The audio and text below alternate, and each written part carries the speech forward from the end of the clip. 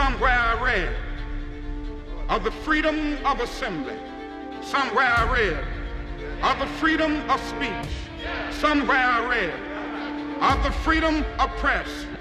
Somewhere I read that the greatness of America is the right to protest far right.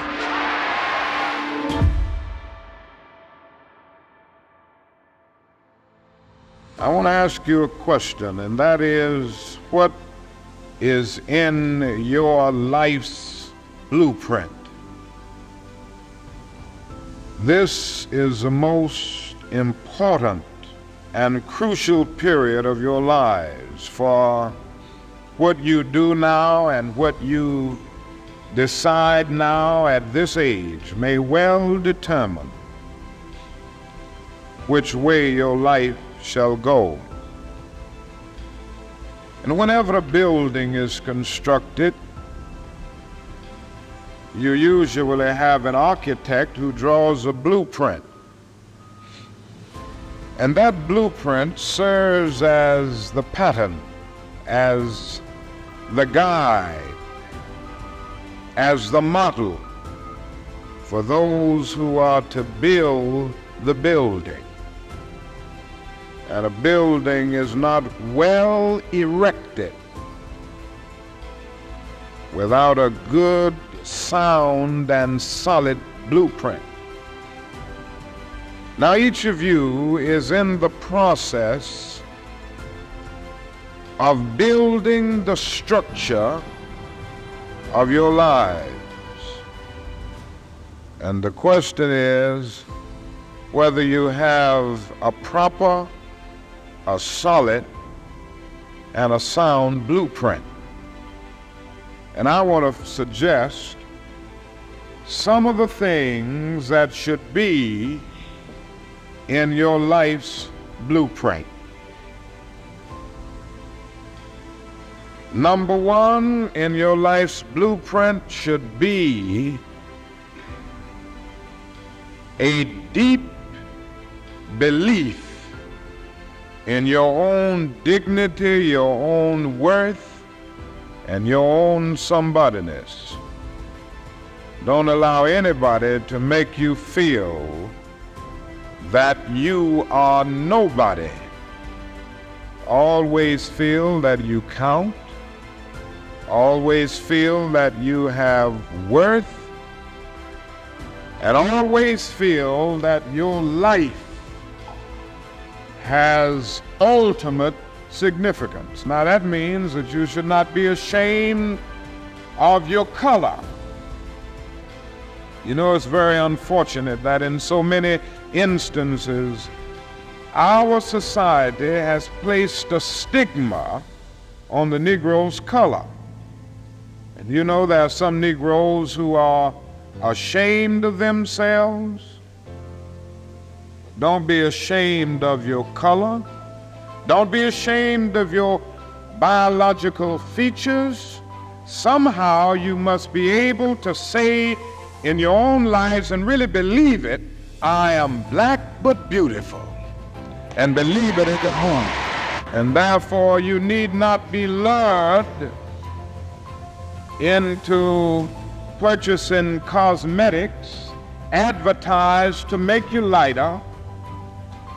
Neither do you need to process your hair to make it appear straight. I have good hair, and it is as good as anybody else's hair in the world, and we've got to believe that. Now, in your life's blueprint, be sure that you have that a principle of somebodyness. Secondly,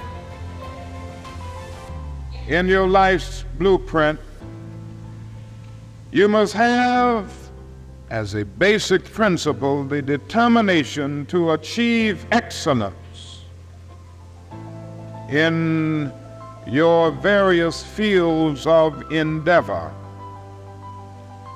You're going to be deciding as the days and the years unfold what you will do in life, what your life's work will be. And once you discover what it will be, set out to do it, and to do it well. And I say to you, my young friends, that doors are opening to each of you.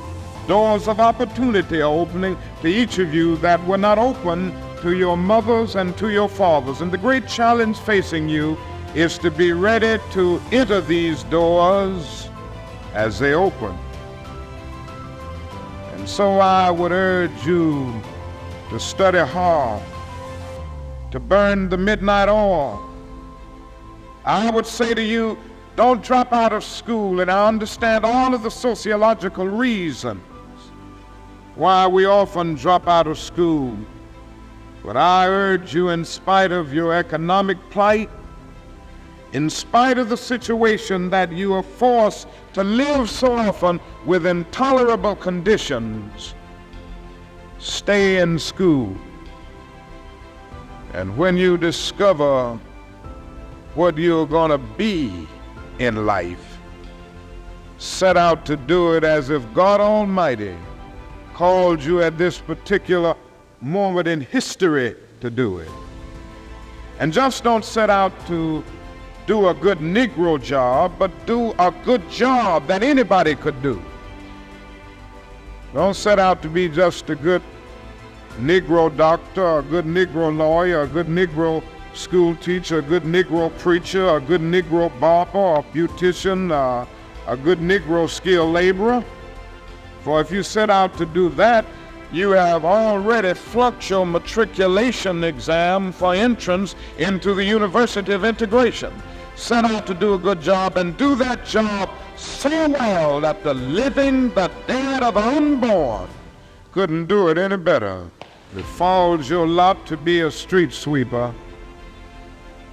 Sweep streets like Michelangelo painted pictures. Sweep streets like Beethoven composed music. Sweep streets like Leontine Price sings before the Metropolitan Opera.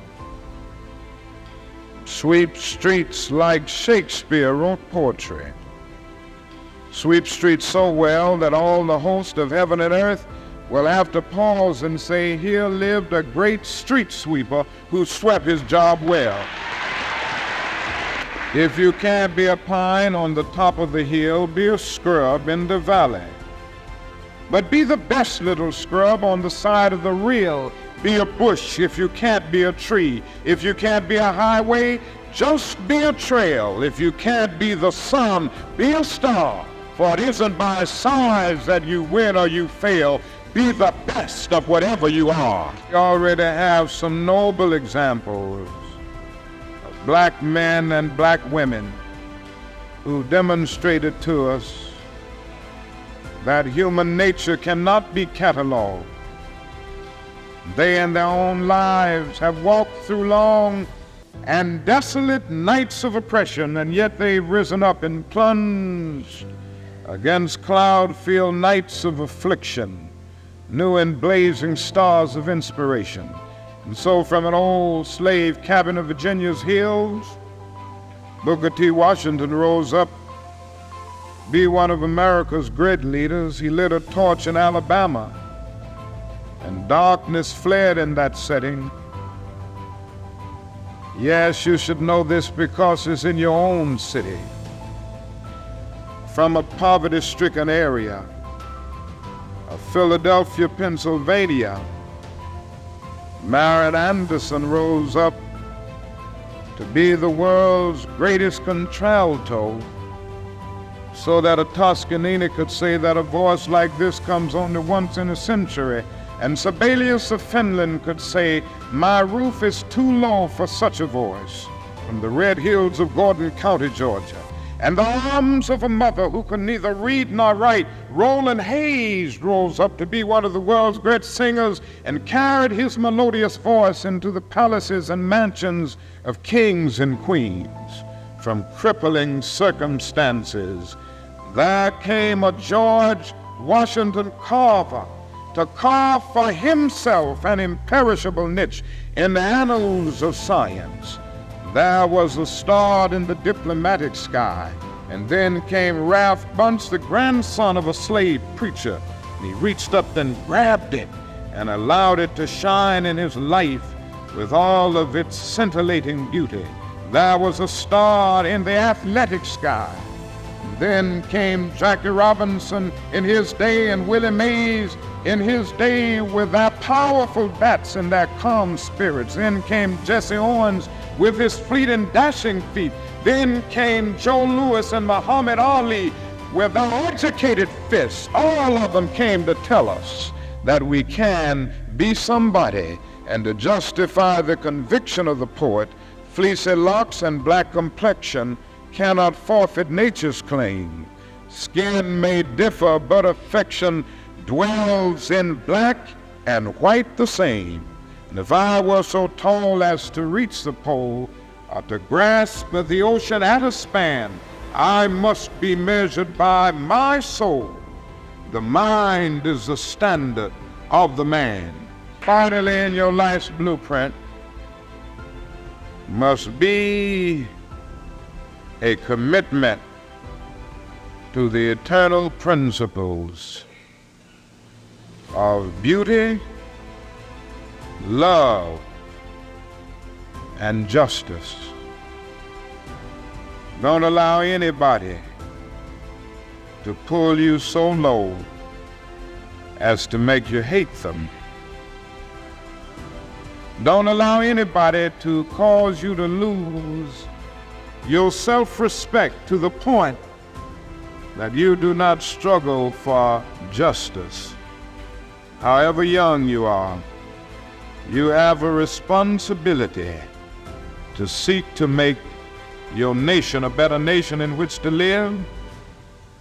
You have a responsibility to seek to make life better for everybody. And so you must be involved in the struggle for freedom and justice. Now, in this struggle for freedom and justice, there are many constructive things that we all can do and that we all must do. And we must not give ourselves to those things which will not solve our problems. You've heard the word nonviolent and you've heard the word violent. I happen to believe in nonviolence. We struggle with this method with young people and adults alike all over the South, and we have won some significant victories, and we've got to struggle with it all over the North because the problems are as serious in the North as they are in the South. But I believe as we struggle with these problems, we've got to struggle with them with a method that can be militant, but at the same time does not destroy life or property. And so our slogan must not be burn, baby, burn. It must be build, baby, build. Organize, organize. Yes, our slogan must be learn, baby, learn, so that we can earn, baby, earn. And with a powerful commitment, I believe that we can transform dark yesterdays of injustice into bright tomorrows of justice and humanity. Let us keep going toward the goal of selfhood, toward the realization of the dream of brotherhood, and toward the realization of the dream of understanding goodwill. Let nobody stop us. I close by quoting once more the man that the young lady quoted, that magnificent black bard who has now passed on, Langston Hughes. One day he wrote a poem entitled Mother to Son. The mother didn't always have her grammar right, but she uttered words of great symbolic profundity. Well, son, I'll tell you, life for me ain't been no crystal stad. It's had tacks in it, boards torn up, places with no carpet on the floor, bare. But all the time, I's been a-climbing on and reaching landings and turning corners and sometimes going in the dark where there ain't been no light. So, boy, don't you stop now. Don't you sit down on the steps 'cause you find this kind of hard, but I still going, boy. I still climbing, and life for me ain't been no crystal stair. Well, life for none of us has been a crystal stair, but we must keep moving. We must keep going. If you can't fly, run. If you can't run, walk. If you can't walk, crawl, but by all means, keep moving.